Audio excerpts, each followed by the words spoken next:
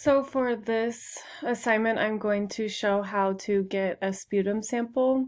So the first thing I would do would be gather my supplies. So it's going to be the specimen cup and the label that goes with it for the sample so that when we send it down to lab, we have everything there. It's an easy way to make sure that the patient name here and the patient that we're getting it from are the same.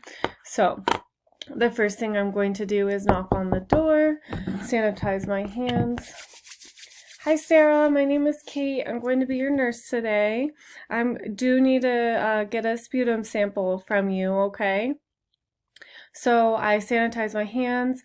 Before we get started, can you verify your name and date of birth?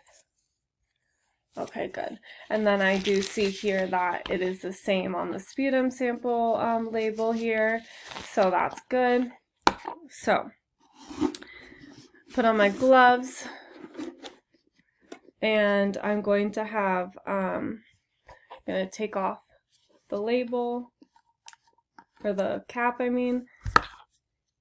Alright, Sarah, so I want you to take 3 big deep breaths and then cough for me, okay? Okay, and then one more time. Good. Okay. Thank you. So I got 5 milliliters, a little over 5 milliliters was what you want, and it is sputum, not saliva, so that's good as well.